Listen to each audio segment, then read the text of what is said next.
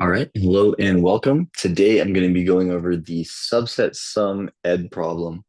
We'll start off with a little bit of whiteboarding and then we'll get into sort of implementation of the solution that I'm going to be talking about and showing you right here. So let's go ahead and jump into it. If you don't know me, I am Srihari. I'm one of the 123 TAs. So how do we go about approaching this problem? First, like what is even the problem, right? So subset sum, the ask here is basically you're given a set, or in this case, it's a list, same idea, some collection of elements. So let's just say my collection is one, two, and three. And in addition to this collection of elements, you're given some target integer, which we call n in this problem. So let's just say n is equal to three. And your job is to find the smallest subset out of like our original options that sums up to this target integer n. So in this case, like the answer would actually just be like the subset with three, right? Because that is the smallest subset out of all these options that sums up to three. Another subset that sums up to n would be one and two or two and one, but those are obviously larger than just a subset containing three, so those should not be returned. Um, Another thing in this problem, if you have ties with like what's the smallest subset, you can just return any of them. That won't come up in the example I'm about to show you, but just so you know. So, okay, what would be like our thought process here? The way you approach this with recursive backtracking is simply, well, hey, I'm just going to go through and try every option until I generate some, subsets that sum up to n, and I'll just sort of keep comparing those options and keep returning the best subset, which in this case would be the smallest subset, up until eventually I've returned the smallest subset that sums up to three. So that's sort of the thought process here. In practice, what that looks like is you're going to start off by having chosen none of these little elements in the list yet, right? What we're going to do is we're going to keep going through and choosing one by one until we get something that sums up to n. So at the start, none of them are chosen. And you have three options at the start, right? You can choose one, start a sum starting from there, two, or three. So let's do that. Okay. If I have one in my subset now, I've sort of shaved one off of n. So from this point on, I only need to find a subset that sums up to two. Oh, some weird Apple thing just happened there. That sums up to two with my options, which are now two and three, because I've already chosen one. And you can't choose like one number twice. That's just a constraint we're putting on the problem. So that's where we're at. After we've chosen one, we need to explore this fully, see if we get a subset summing up to like two with these options. And if we do, that's great. We can return it back up and do some comparisons with it maybe. Another option you have is two. And in this case, right, n is now going to be equal to one. We've shaved two off of it. And our options are one and three, because we chose two. And similarly here, like what if I just chose three, right? In this case, something kind of weird happens. N is now actually equal to zero. So what does that mean, like intuitively in the problem? Well, that just means I've shaved off everything I need to shave off, right, from n. So my work here is like pretty much done. Like I don't really have to do much more. So that's sort of like the intuition that you might be thinking about here. And I mean, if I wanted to choose more, I could. There's not really a point, right? Because I'm going to get into negative numbers, and that wouldn't really make sense. But my options to do so would be one and two, because I already chose three. Okay. So at this point, you can probably tell that like, hey, like our program should just return, the set with three from here. But procedurally, like how is it going to know to do that? Well, it turns out that first, what we're going to do is sort of explore all the subsets you can get with one, and then explore all the subsets you can get with two, and then actually we'll explore all the subsets you can get with three. Um, yeah, if you wanted to, you could flip that, but this is just sort of how it's going to work in our code. And it'll just make a little bit more sense to diagram this part out. But basically, once you're at one, right, we're like, well, hey, I have two options. I can either choose a two or a three on top of this. Okay, so like, let's say I choose a two.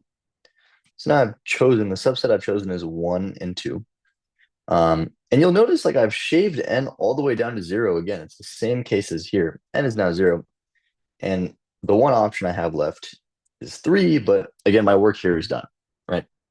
And it turns out the subset that I want to return here would just be 1 and 2. So that's all well and good. Like we've found a subset that sums up to n. You could also choose 3 here. Like I could go 1 and 3, right? But something's kind of wrong with that because now n is equal to -1. And I mean, yeah, maybe I do have an option left, but n is equal to -1. Now, one thing I probably should have mentioned that it says in the spec is all of these integers are positive integers in your options, right? So I know that if n is equal to -1, there's really no possible way that I can get n to 0, which would be like one of my base cases that means, hey, like you've solved the subset sum problem, you have a subset that is equal to the thing. So what I need to do here is actually just stop recursing also, have another base case when n is negative, right? Because now you know you basically can't make a subset, so why even try, essentially? So we're just going to return like an empty set here to signify like, hey, we didn't get it. There's no subset with 1 and 3 with like these options basically that sums up to what we need. And when we're at 2, it's basically the same process. Like you'll do the same thing and realize that hey, the set with 2, 1 as opposed to 1, 2 is now the shortest subset that we have that solves our problem. So now we have some options here, right? We have the subset 1 and 2, forgive my really shabby drawing, and then 2 and 1. And what you'll do is once you've gotten all of your subsets for like a particular method call, like in this case, I have my options 1, 2, and 3. So we got all the subsets we can generate with our options. You're going to compare each of them and say, hey, I know all of these subsets sum up to n. I just want to keep the smallest one. So we'll sort of do a for loop through them and keep the smallest one.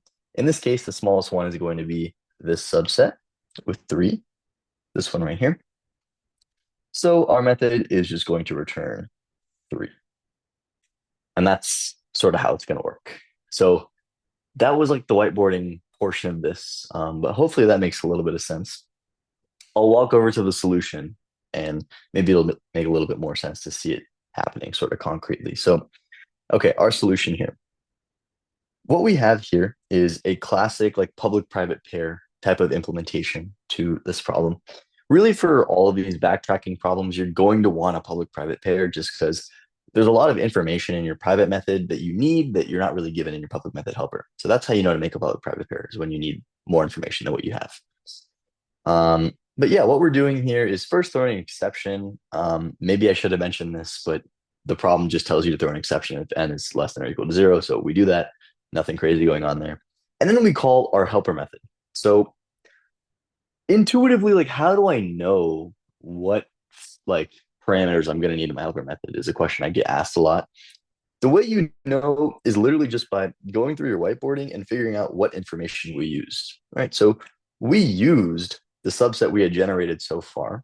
We used the remaining like n we had to make, and we used some modified options list.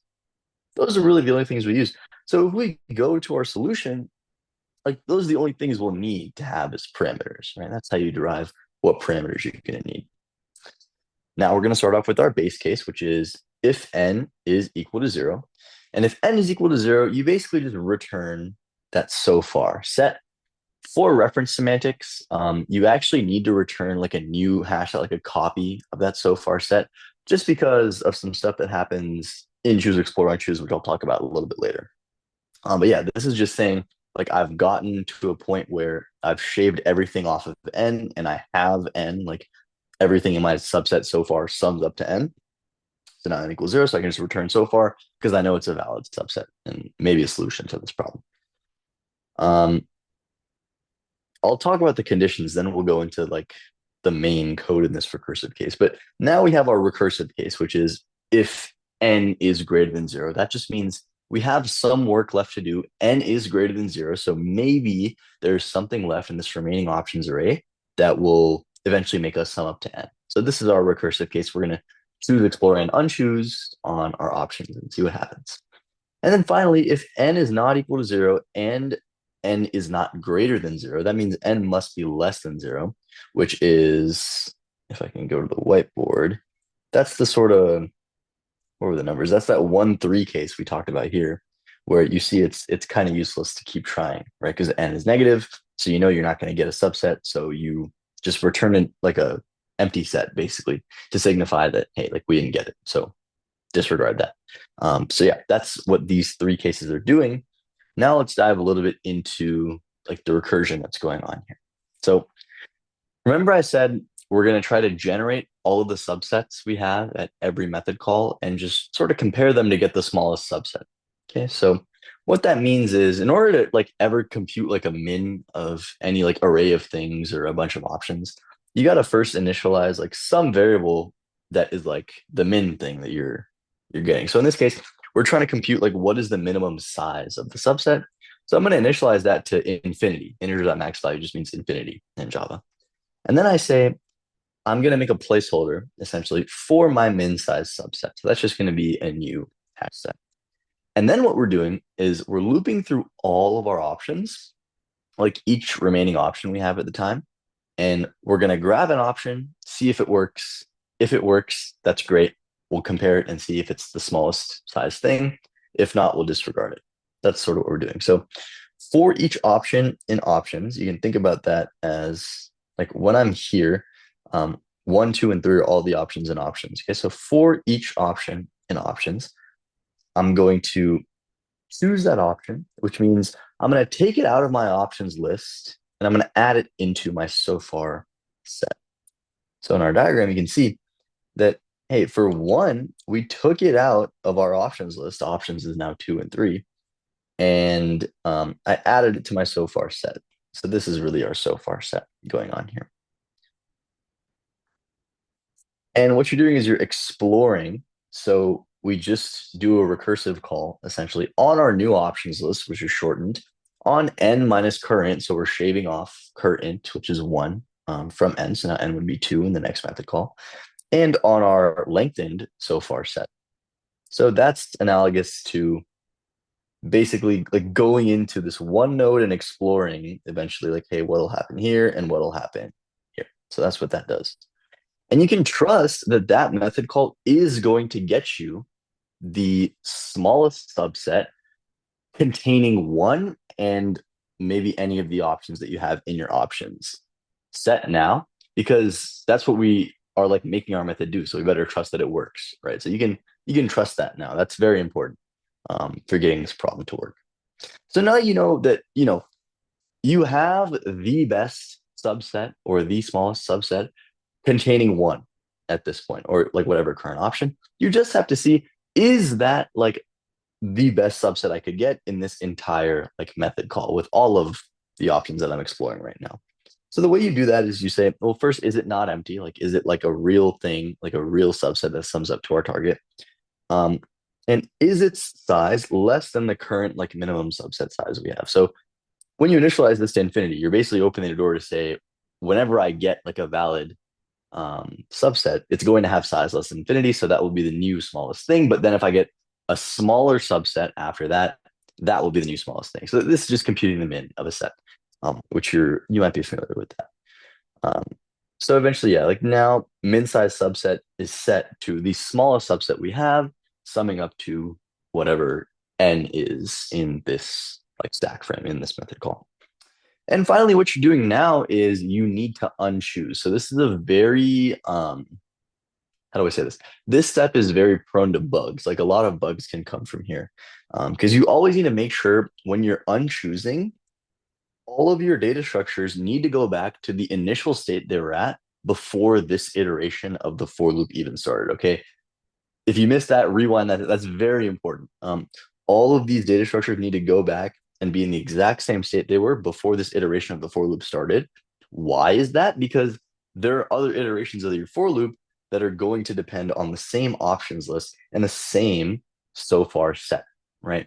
Like once I choose 1, options when I'm back here and I'm about to choose 2 better still be 1, 2, 3. It shouldn't have a 1 like removed from it, or so far shouldn't have like a one in it because like that would be bad and that would be inaccurate, right? So options goes back to one, two, three. So far goes back to being the empty set, and then we go here and then we can change it. But once we exit this method call, it's back to being, options is restored. So that's, by the way, like why we add like the current in the ith slot, because you got to put it exactly right back where it was in options. So far is a set, so you can just call add and remove, like it'll be fine. But yeah, that's why we do that. And yeah, after you're done with that, all you got to do is return the min size subset. So either this will be an empty set, which means we found nothing, like there's no subset up to this point that sums up to whatever n we're responsible with right now. Which, by the way, if you haven't caught this, um, each one of these nodes is running the same method, right? So like, let's see, here like n is now 2 when you're at this one. So it's still doing that exact same process. But anyway, um, either you have an empty set or you have like a real subset that sums up to whatever n is at that current point. And you can just return it, and that will just tell the method call above you that, hey, either it's an empty set, there's nothing that sums up to n, or we do have a new potential candidate for the new smallest. So yeah, that's how this problem works. I'm trying to think if there's any last thoughts I should mention. No, yeah, hope you enjoyed. Thank you.